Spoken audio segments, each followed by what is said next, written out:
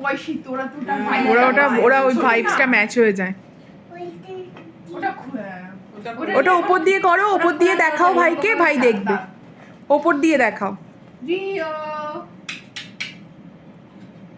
না না, ও একটু অন্যজনকে দেখেছে তো তাই ও চুপ, ও এত চুপ থাকে না, ও মুখে প্রচুর বকবক করে আর হাত পা কন্টিনিউয়াসলি ছোড়ে।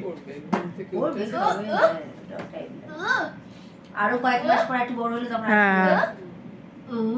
উঠে বসতে পারলে তো, কত বাচ্চা যখন শুয়ে থাকে মনে হয় কদিনে উঠে দাঁড়াবে, আর তারপর যখন দাঁড়াবে তখন যে কি মনে হবে কাকে। কতবার যে সিঁড়ি থেকে ভল্ট খেয়েছে, করার কিছু নেই। সিঁড়ি, তারপর সিঁড়ির সামনে সব রাখা, ওখানে তো সিঁড়ির সামনে এখানে যেমন তোদের দরজা আছে, সিঁড়িটা আলাদা, ওখানে তো সিঁড়িটা একসাথে, আমাদের মধ্যে বাড়ির মধ্যে ওটা আরো বেশি ভয়ানক।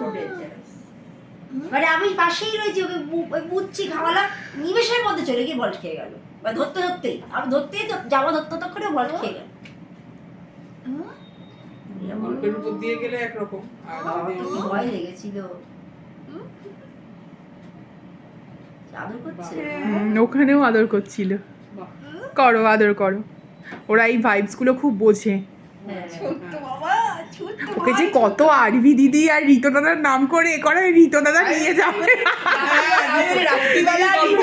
গুড নাইট বলেছো, আরভি দিদিকে গুড নাইট বলেছো, প্রতিদিনই গল্প হচ্ছে। আমি আর বাবা মিলে চুল পুরো নামিয়ে দিয়েছিলাম, কারণ ও খুব গরম আর ওর মাথা খুব ঘামে, মানে ওর খুব সোয়েট করে।